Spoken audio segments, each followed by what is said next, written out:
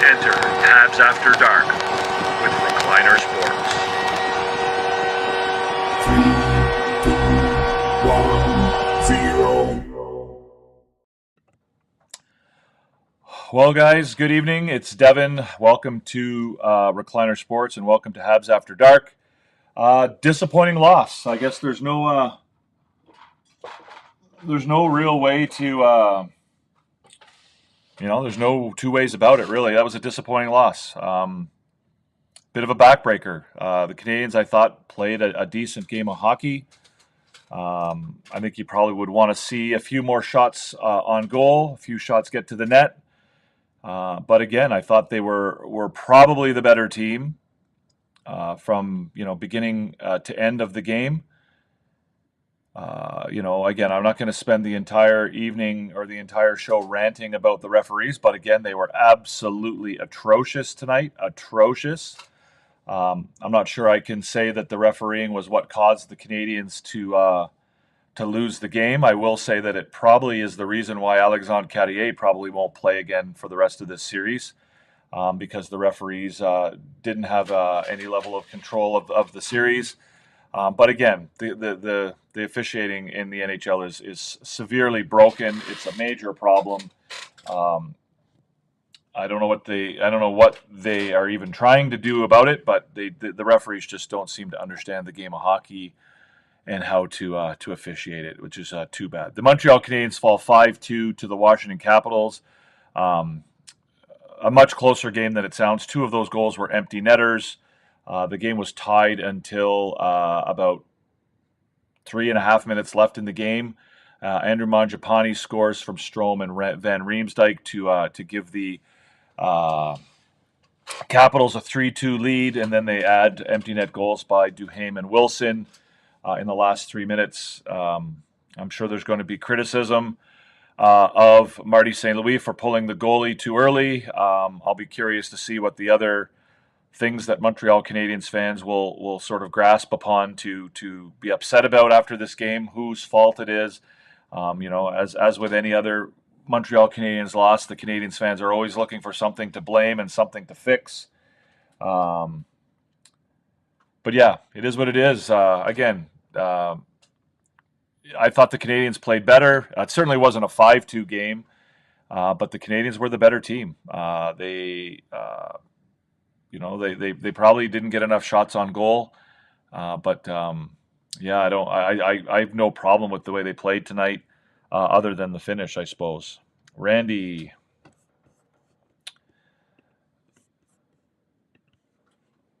Tonight there were so many calls on interference. Yeah, I mean, I didn't really have any issue with the penalties that were called tonight. It was more about the penalties that weren't called. Charging on Ovechkin, charging on Tom Wilson. The penalty. I mean, if Arbor Jackey's penalty, if that's a penalty, then I don't like all the. I mean, it's just. I don't know. It's just I don't even understand. I mean, I saw there was somebody who posted on Blue Sky tonight that that the Canadiens had taken 4 penalties in a row, and that meant that the Canadiens could expect a couple power plays, and it's exactly what happened, right? It's so sad that the biggest predictor of penalties in the NHL right now is the number of penalties that have been called against either team during the game. Right? Like the only way you can really predict penalties now is to look at the number of penalties on each team. And if one team has more than the other, then you would expect, an even up call. It's just purely, it's so broken. The refereeing is so broken right now. It's terrible. L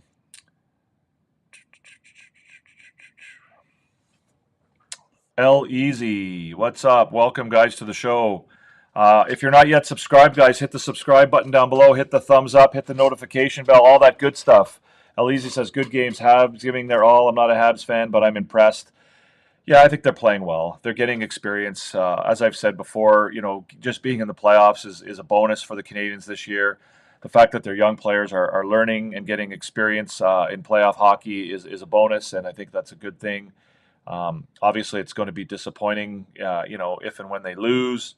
But at the same time, I think when we take a little bit of time to sit back and think about it, the season as a whole will be viewed as a positive and a success. Habs allowed Mangiapane enter all the way to the circle. I have said that many times, including in here.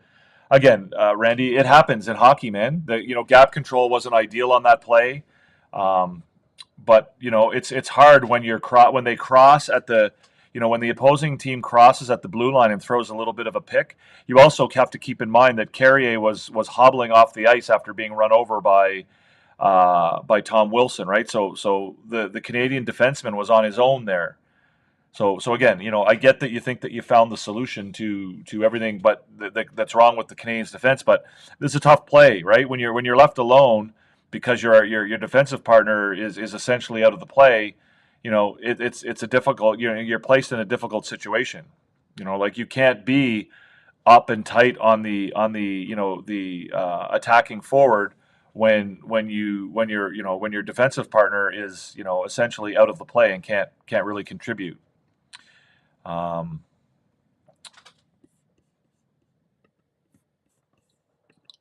hockey is about inches, and Habs have lost 3 games by close calls.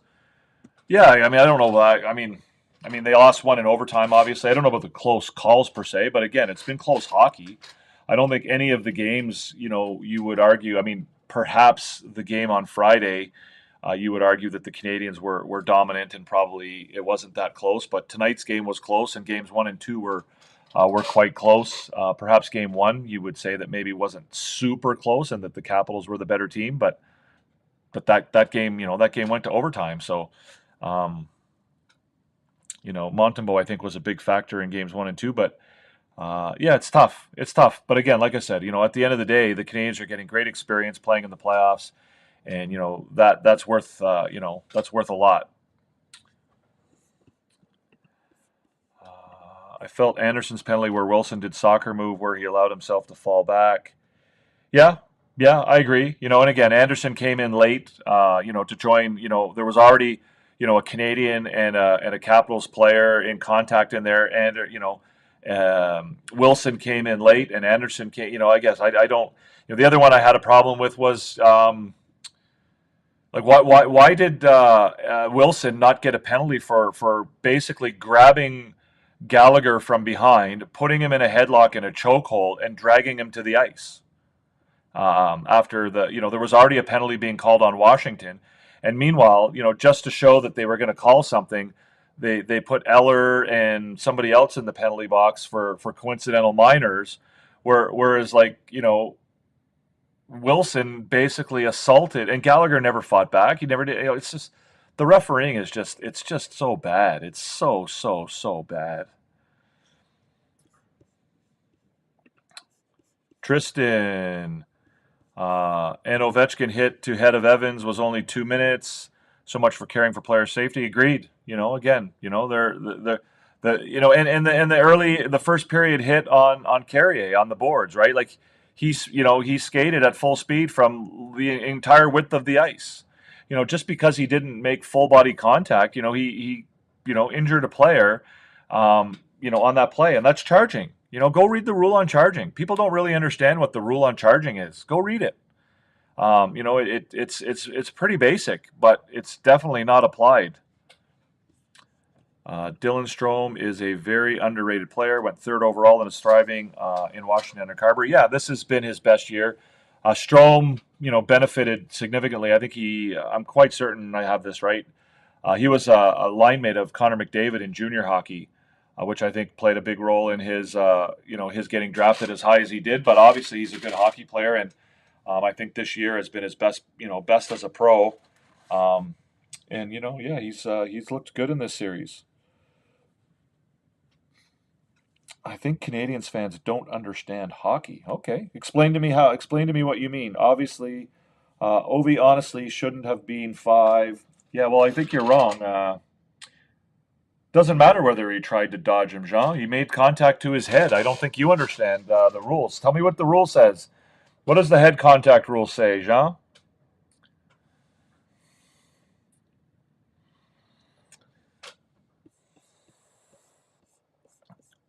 tap that screen, guys, over there. Like, share, and follow over on TikTok, guys. If you want to join us on YT, the channel is right here. Come on and join us on YT. Get in the comment section. If you're over here on YouTube, then, guys, please feel free to comment and post your questions.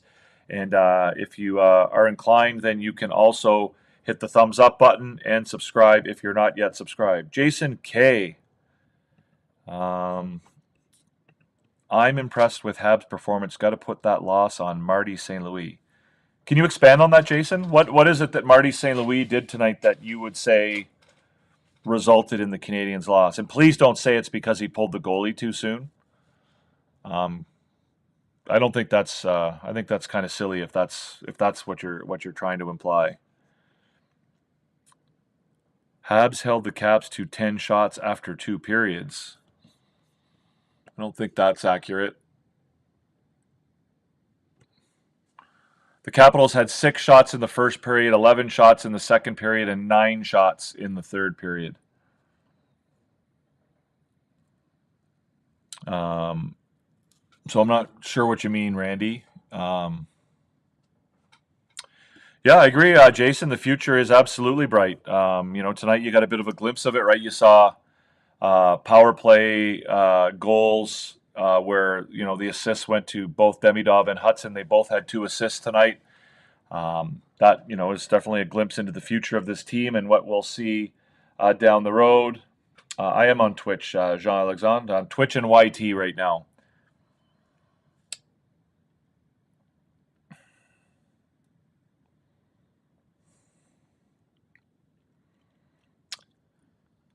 Pretty quiet here, guys. What's going on here? No thumbs up.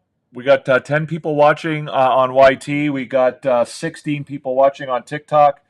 Unfortunately, I can't answer all of your questions on TikTok, guys. I'm more focused on YT. If you want to come on to YT, the channel's right there. You'll get the full brunt of the show. You'll get to see the graphics and so on. If we're not talking, guys, if there's not a lot of comments and questions going on, I won't stay on too long. It's it's 10:45 here. I could definitely go to bed. It's Sunday night. Got work in the morning, so well, again, Muck, was Wilson's hit a charge? Well, let's see what the rule on charging says, guys. Let's do this together. So NHL rules PDF, and so you go here to the NHL rules. I've posted this a number of times on my social medias, but let's just see exactly what the rule says. So we're going to go and we're going to look up charging. So charging in the NHL rule book is rule number 42. So rule number 42, charging. Okay, a minor or major penalty shall be imposed on a player who skates, jumps into, or charges an opponent in any manner. Right? So if you skate or jump into or charge an opponent in any manner, that's a minor or major penalty according to the rule. So the rule is terribly written to begin with. But then it goes on to define charging. Charging shall mean the actions of a player who, as a result of distance traveled, shall violently check an opponent in any manner. In any manner. A charge may be the result of a check into the boards, into the goal frame, or in open ice. So let's think about that. Is what Ovechkin did to Carrier in the first period, would that have been charging? Did he violently check Carrier? Did he travel? Was part of the violence of the hit the result of the distance he traveled? Yeah, I think it was.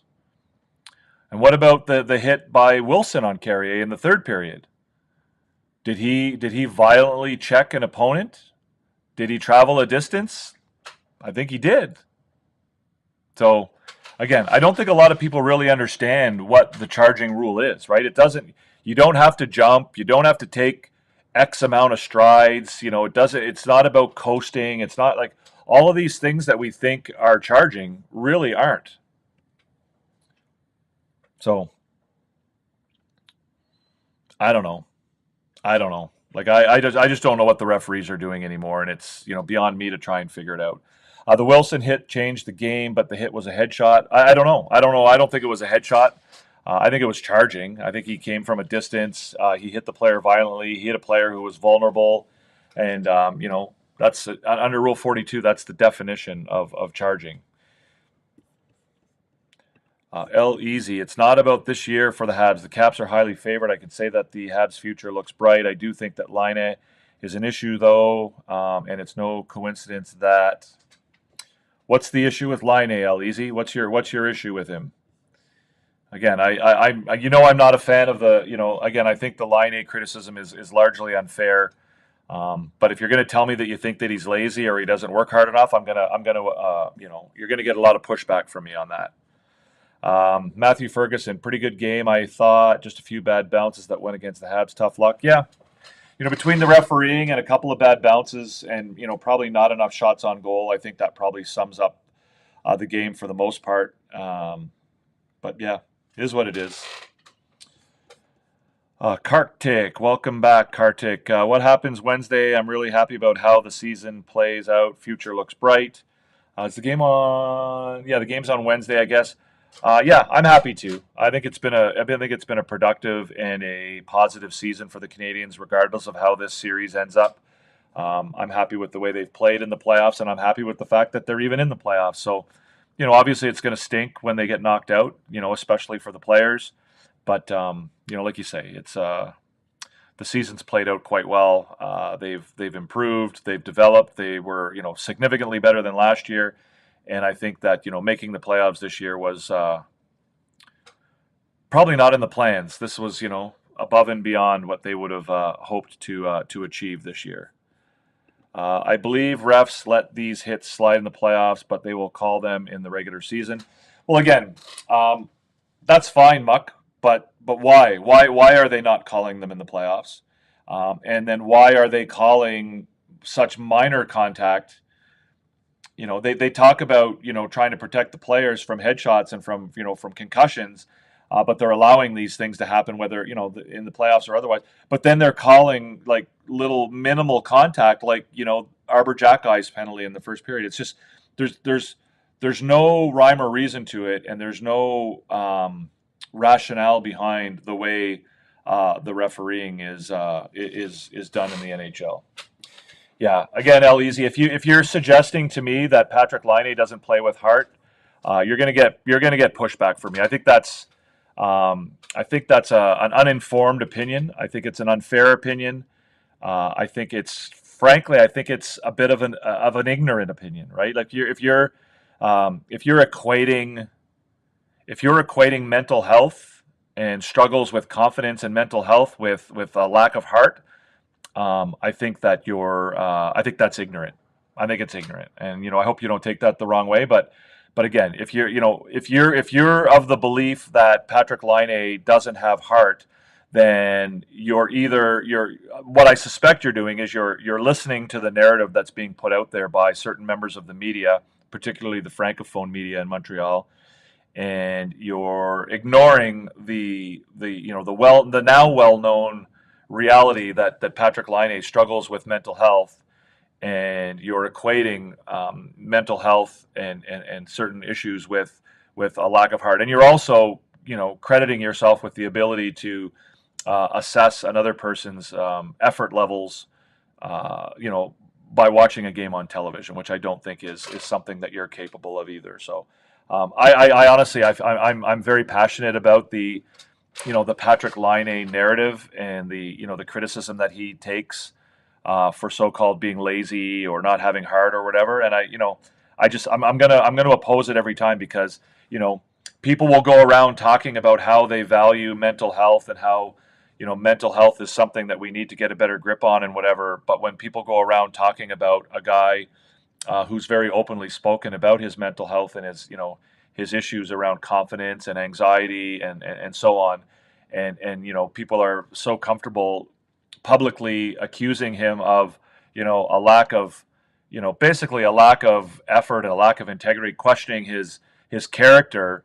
I'm gonna fight back on that every time. So that's just me, man. I'm not gonna do it every time. So no reason to blame Laine when he didn't play the last two games. Again, it's a demonstration, Randy, of the lack of sincerity the dishonesty of the line A hate, when it still gets brought up even though he hasn't played, right? Like it's just a demonstration that people have a he's a whipping boy, right? He's a whipping boy, right? They look to criticize him whether it's fair or not, and the fact that people still bring his name up even though he hasn't played, again, is a demonstration of how they want to criticize him, and it's almost like a dog with a bone, right? It's really, it's a weird phenomenon, to be honest with you. It's a really weird. It's almost like people want to dislike the guy. It's like they want to find a reason not to like somebody, and it's not something that's again, I'm not trying to jump on you here, Leezy. It's something that's very it's common, throughout the Montreal Canadiens fan base and through the media. A number of people, I've had this conversation with a number of people, but it really baffles me how people are willing to bend over backwards and do mental gymnastics to dislike this human being. A 26-year-old kid who, has been very open about what kind of struggles he goes through, and so on and so forth, and yet people are so quick to to turn on him when things don't go well. It's tough. I speak as if the Habs are knocked out. Well, no, I don't, Randy. I mean, I don't. When I say if and when they get knocked out, I mean I don't expect. I don't really have expectations that they're going to win the Stanley Cup. So I think there's going to come a day when they're no longer in the playoffs, Randy. And like I said, when that day comes, it's going to hurt and it's going to suck. But after you take some time to think about it and look back at the season as a whole, I think it'll be pretty positive. Let's go Caps. Tom Wilson owns this franchise. Okay. Very interesting comments. Thank you, XO Canada. Thank you for coming by. I appreciate it. Give us a subscribe. There's a button down below to subscribe, XO Canada, if you want to join the conversation and be part of the show here. We'd love to have you be part of it. The A team for tonight: Jack-I, Demidov, Anderson, and Hudson. You're 2 for 4. Asim can't have 17 shots and expect to win. Yeah, I don't disagree with that completely. I mean, I think that they almost won with that number of shots, right? Up until 3.5 minutes left in the game, they were in a pretty good spot. They were in a pretty good spot to win the game until quite late in the game, or definitely well into the third period. So I agree with you. I mean, it's not a recipe for success, but we'll see. I mean, I don't disagree with it, I guess. I'm just saying that they played a lot better than the 17 shots would seem to indicate. Scoreboard, guys. We're going to do it quickly. Again, 5-2 final for the Capitals. No scoring in the first. Dylan Strome opened the scoring at 1:25 of the second from Beauvillier. Slavkovsky and Caulfield scored power play goals in the second half of the second period. Both were assisted by Demidov and Hudson. Hudson now has 5 assists on the playoffs. Unfortunately, the third period was a bit of a disaster. The Canadiens, were carrying the play, but unfortunately, they gave up a goal to Brandon Duhaime from Chychrun and Van Riemsdyk at 6:39. Then Mangiapane scored a goal that was a bit of a backbreaker. About 16.5 minutes into the third period. And then you had the 2 empty net goals from Duhaime and Wilson that gave the Capitals the 5-2 final. The shots were 26-18. The Corsi, I have backwards, was actually 57-48 in favor of the Capitals. The Fenwick was 42-34 in favor of the Capitals. And the high danger scoring chances were 12-5. And again, the expected goals were heavily in favor of the Capitals as well tonight. Again, I don't know that those numbers are a fair representation of the way the game actually went, but that's how it went down, guys. I don't know why every time I do the scoreboard, the numbers in the room just go through the toilet. Maybe I should stop doing it. What do you guys think? We went from 17 people watching the show to 4 people when I put up the scoreboard. Are we bored with the scoreboard? Should we not do it anymore? I don't know. The same thing happened last night. Like we went like the numbers in the room when you put the scoreboard up just go like into the toilet. I guess Struble would be the replacement if Carrier is out for the next game. Yeah, I think that would be the obvious choice, Randy, unless you're looking to try and bring a right-handed defenseman in. Without Carrier, your only right-handed defenseman is David Savard, and that's not ideal. So, I guess the other options would be, Logan Mailloux. I don't know that Reinbacher is a legitimate possibility, given that he's been in and out of the lineup, and that he doesn't appear to be. I don't know if I would say he's not fully recovered from his knee injury yet, but they certainly have been limiting his time since he came back from that injury. So I would say it's probably Struble, but again, that puts the Canadiens in a really, really tough spot, right? Like now you're going to have Gooley playing on his offside, and you're going to have Hudson playing on his offside, and presuming that you're not going to have, Savard isn't going to be playing 17, 18, 19 minutes, you're probably looking at having, some other guys on their offside as well. So what's going on, guys, over here on TikTok? If you want to join us, guys, come on over to YT. The channel is right there. Join us on YT. No more scoreboard, Randy N. Okay. I thought the scoreboard, I put a lot of work into the scoreboard, but I guess if nobody likes it, I don't know what to do about that. I need Thompson Doctor. I don't understand. What do you mean, Asim? You need Thompson Doctor. News on Carrier. I haven't heard the news on Carrier, Randy. I don't know. I do not know. What about the A-team, guys? Should we continue doing the A-team or not?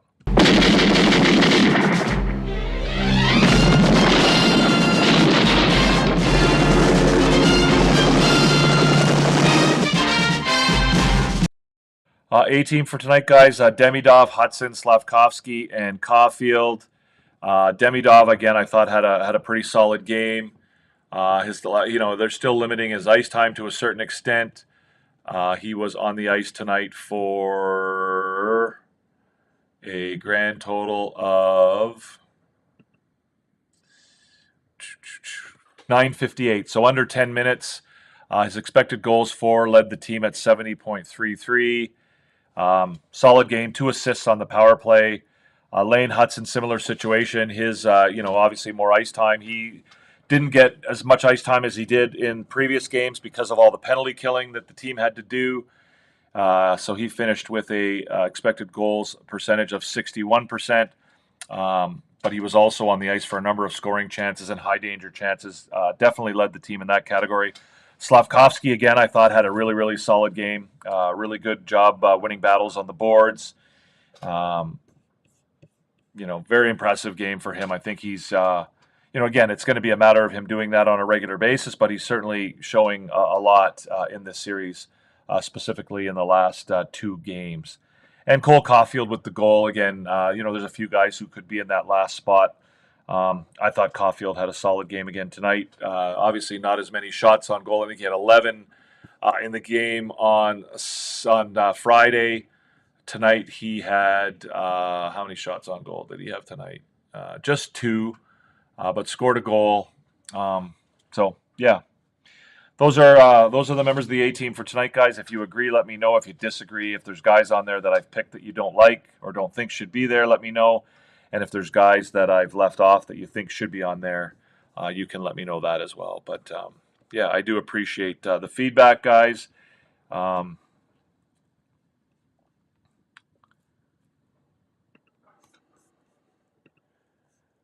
I agree. Going with 5 left-handed D isn't a great idea for the Habs. Yeah, it's not only just that it's 5 left-handed D. It's like the one right-handed defenseman is a guy who's probably looking at playing not a lot. Unless there's a lot of penalty killing. Like tonight, David Savard only played 7 minutes and 31 seconds, and they killed 5 penalties. So your one right-handed defenseman is a guy who basically you're going into with 5.5 left-handed defensemen and one half of a right-handed defenseman. So that's tough. It's tough.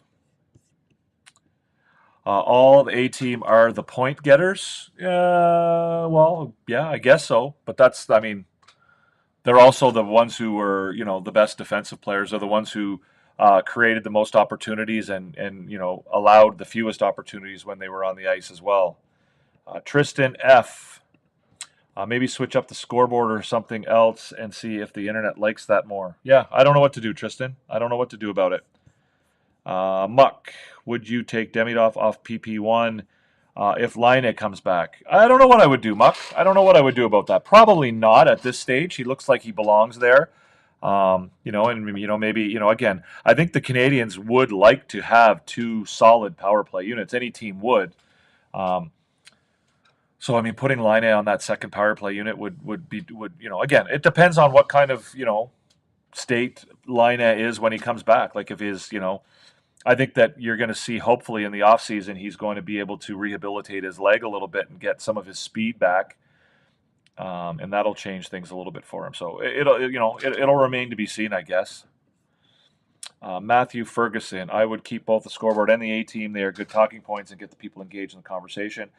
I agree, Matthew, and I think I'm going to. To do that.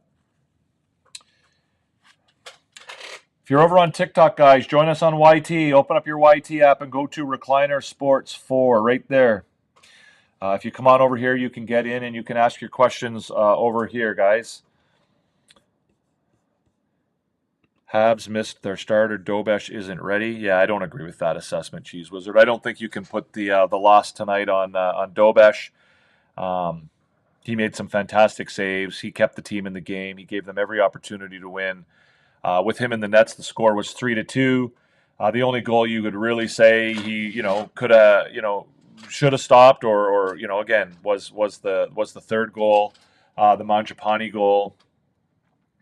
I don't think. Again, I know that Montreal Canadiens fans really love to try and find somebody to blame and something to try and fix anytime the team loses. But tonight I think was just a situation where the team just didn't get the bounces, and unfortunately, it didn't. Things didn't roll their way. I don't think Dobesh is. Again, like I said, I'm going to be curious over the next day or two to see what it is that the fans decide, especially when you start listening to the French media tomorrow morning, BPM Sports, and who are they going to find to blame? I suspect it's going to be. Some of it's going to fall on Dobesh. I suspect some of it's going to fall on Marty St. Louis. People are going to complain that he pulled the goalie too soon. So they're going to question him on that. So, but again, that's Montreal, right? And that's the way, the media and the fans are in Montreal. It's, there's always, somebody to blame. Sometimes, again, we're talking about a team that finished first in the Eastern Conference. They're a good hockey team, guys. Just because the Canadiens lose doesn't mean it's because somebody fucked up. Pardon my language. Sometimes it could be just a matter of, you didn't get the right bounces and you played against a really good team.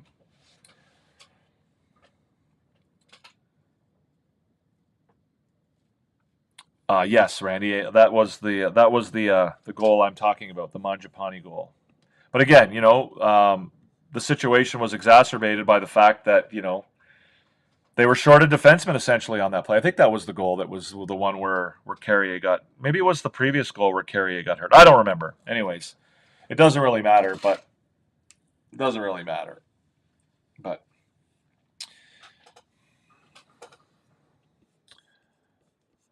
how long are we going to stay on here tonight, guys? To be honest with you, I'm not feeling it really tonight. I don't know. There's no questions. There's no comments. I don't think the goalie pull was MSL's fault. It was mainly Hudson's coming to the pressure of the Washington forwards. Yeah, again, they're a good hockey team, right? You get a face-off on the other team's end. Your power play has looked good, for the last couple games, and the ability to get, essentially your power play unit on the ice out against the other team is. Something you try to take advantage of when there's 3 minutes left in the game, or a little over 3 minutes left in the game. I don't know. I'm not something to be blaming, I don't always need to find blame after every game. I don't have to find somebody to not like. I don't have to find somebody to, to hate or to be pissed off at. Like Dobesh, right? The first goal, everybody wants to blame Dobesh because he should have, maybe froze that puck. But again, if he goes out to reach for that puck, and the Washington guy, gets a hold of it, and all of a sudden then you're out of position, and so it's a tough call. It's a tough call as fans to sit back and say, oh, he should have done this or he should have done the other thing. I think it's hard to certainly blame one person or one thing or even a couple things after any type of loss. It's sometimes it just happens. You're not going to win every game. What's up, Billy D? Welcome. Coach must have finished his show. Did he finally? A disappointing loss, but good learning. Yeah, again, everything's a learning experience for this team right now. There's always positives to come out of this. You learn from your failures, and the Canadiens right now are getting great opportunities to learn new things and to see what playoff hockey looks like in the NHL. If you're over there on TikTok, guys, come and join us on YT right here. Recliner Sports 4 is the channel. Good one, Ben. Good one, man. Good thing you came all the way in here and spent 10 minutes in the live to say that, did you? Wow. You must lead a very exciting life, Ben. You must lead a very exciting life. I love MSL, but maybe he should yell and get angry a bit more, make his team have that edge and play harder. I think one of the things about him that's really great is that he doesn't do that, Tristan. I think the fact that he, keeps an even keel, he doesn't get too high, he doesn't get too low. He provides a bit of a stabilizing force for the players. Just because we're angry at things sometimes on the ice doesn't mean that he needs to be. And I don't know if I agree with that. I think I think one of his greatest strengths is that he doesn't allow his emotions to govern. The way he deals with his players, and I think that's probably the most important part. But he also doesn't sort of let it overtake the way he deals with the referees or anything. I think the fact that he is such a even keeled, emotional intelligence, right, is something that Kent Hughes talked about. I think it's important, and I think it's one of his better qualities. Coach was still going. Yeah, I think Coach is going to go forever. I think Coach just likes to. He's on for hours and hours and hours a day now. He just getting lots of viewers, I suppose, lots of follows, lots of subscribers. Crazy that Suzuki is the old guy on PP1 at 25. Yeah, I mean he's a veteran on the team now. Like we talk about the Canadiens needing to have a good mix between veterans and young players.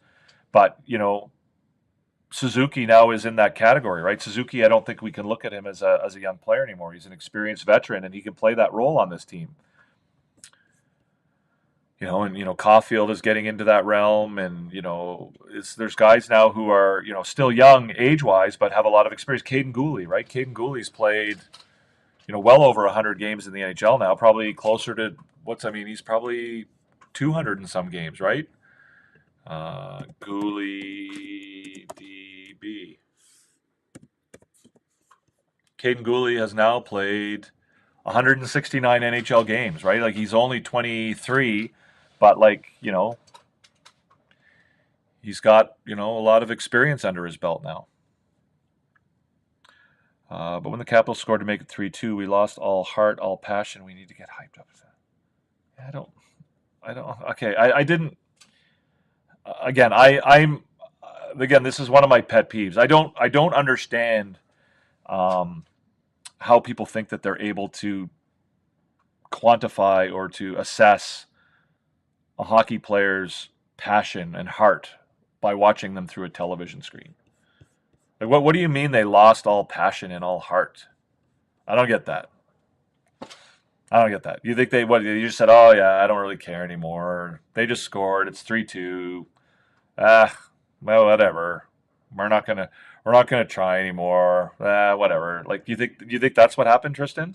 I don't I don't know. I don't get that. Like I don't see that. Like I don't get that that's where you go when you see the team. Like, yeah, this is a team that this year has struggled at times with dealing with adversity, right? They have a hard time responding to adversity, but it's not something they've struggled with for some time now. Early in the season they were a team that they'd give up one goal and then they'd give up a couple more and the game would be over. And but I don't think it was a lack of heart or a lack of passion. It's a maturity thing, right? You're a young team, and sometimes the emotions and the pressures that come with playing in big games, especially in a playoff game. Sometimes that is more than, well, that's a penalty by Draisaitl. That should be, that's not going to get called. Sometimes the situation is tough to handle. But it's not like I really, really, really have a pet peeve with people who criticize or accuse professional athletes of not trying or not giving a full effort, because I think it's a crazy, crazy, crazy accusation. Yeah, I'm not going to say that it never happens, but it's extraordinarily rare that players aren't trying. I think it's extraordinarily rare that players aren't trying.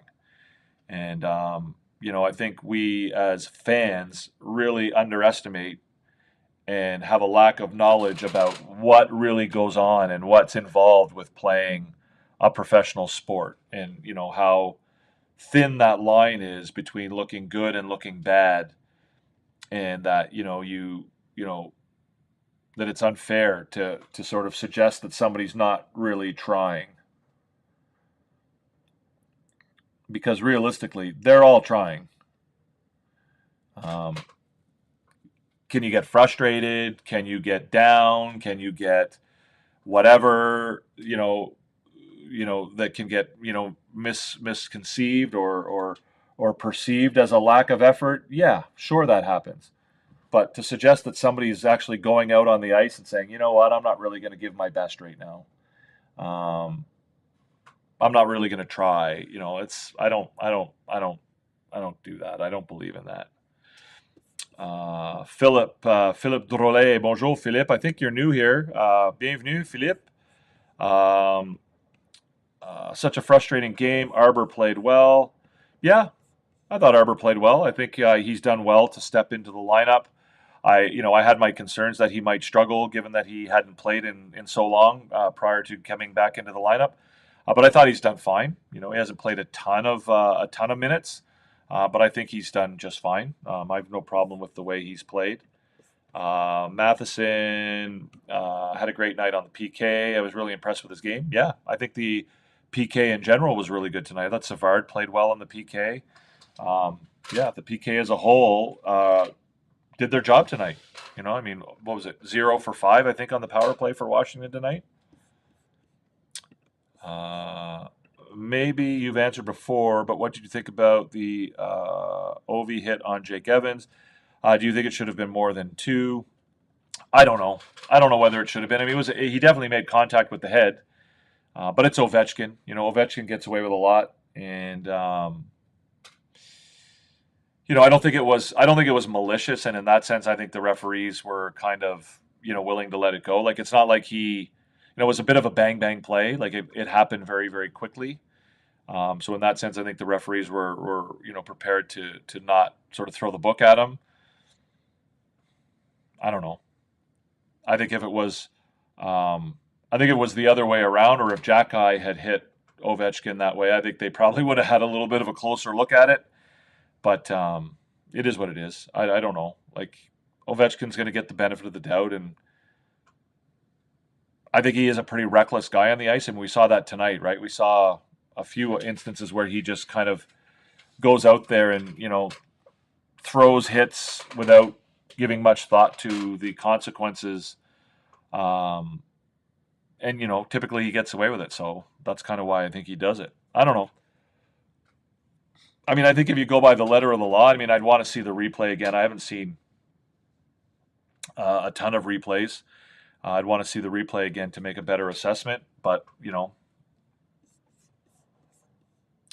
they weren't going to call a 5-minute penalty against Alex Ovechkin tonight. I don't think that was going to happen. What's up, Antoine? Bonjour, ça va bien? Mayo, the kids are learning and try to winter the next game. Great experience. Oui, c'est sûr, Mayo. C'est une bonne expérience pour les jeunes joueurs chez les Canadiens. C'est une opportunité d'avoir l'expérience de jouer dans les séries.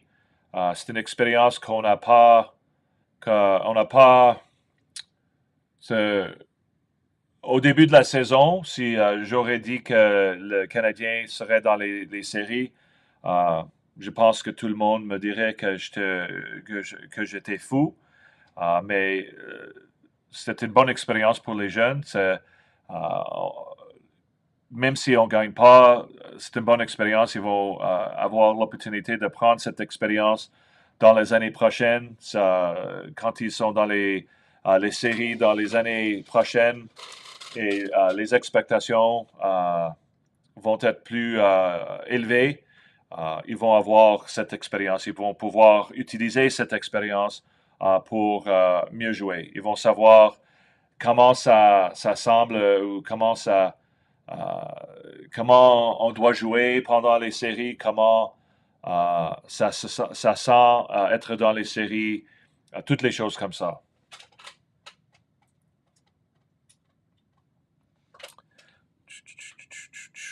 All right, guys, I think we're going to maybe shut things down. It's pretty quiet here. Nobody's really seems to be talking. I know I've only been on for about 45 minutes, but there's not a lot of commentary going on. I know it's a loss, and that tends to keep people a little bit more quiet than it does during a win. But um, maybe we shut things down. Do I think McDavid will leave Edmonton? I mean, I've got no inside source on that, but I'd be very surprised, Muck. I'd be very surprised if he left Edmonton. I think that, I mean, his opportunity to make the most money is going to be in Edmonton. The fact that Draisaitl signed last year, I think, is an indication that, he intends to sign there. I mean, I would imagine that he and Draisaitl would have had a conversation. Draisaitl probably would have been less likely to sign if, he'd gone to McDavid and said, are you signing here? And McDavid said, no, I'm out of here. I don't, again, I think Draisaitl signing is an indication that McDavid probably will as well. Philippe encore.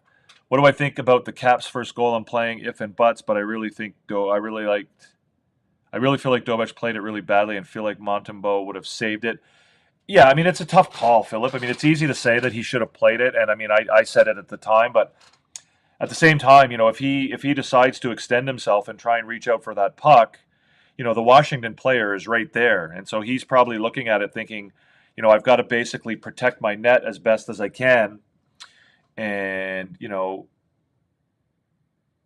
if I reach for the puck, then maybe I open myself up and, give the player an opening.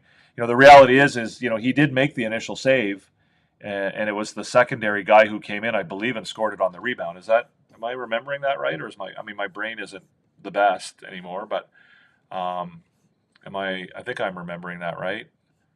So let me just see here. Boom, it goes down. It's going on the goal. Yeah, so it's the secondary guy. So again, I think it's hard to blame Dobesh because I think, you'd want somebody to pick up that secondary guy coming in on the play, right? Like it's not.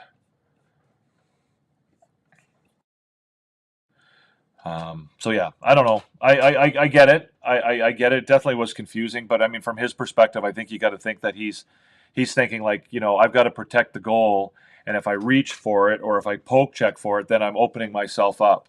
Let me see if I can see this.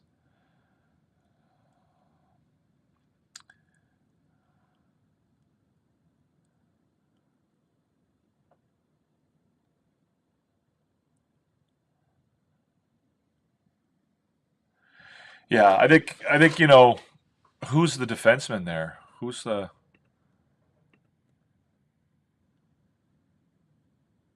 Yeah, so Gooley's not in a really good spot there. Like, where's Gooley coming from? Is Gooley pinched?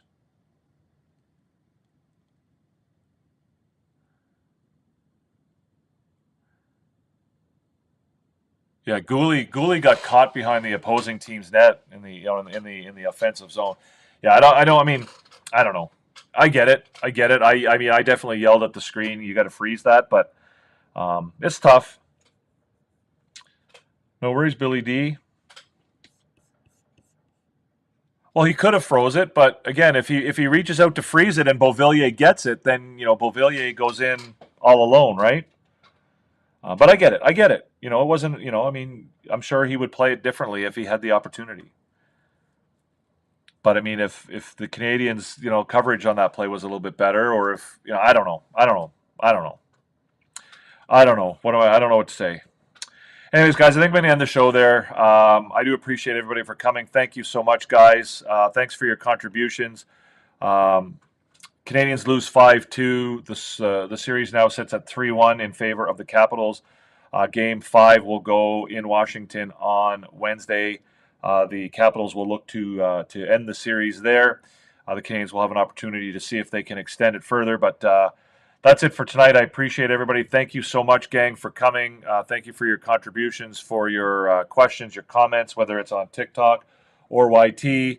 Again, it's a shorter show tonight, but there's not a lot going on in the comments here, so I'm going to just end it here now. It's almost midnight here. Well, it's 11:30 in Halifax, so that's it for tonight, guys. I hope you enjoyed the show, and we'll see you in the next one. Peace out. To Hoffman, Monahan parked in front, docks to Caulfield, fires, scores! You are about to enter Habs After Dark with Recliner Sports.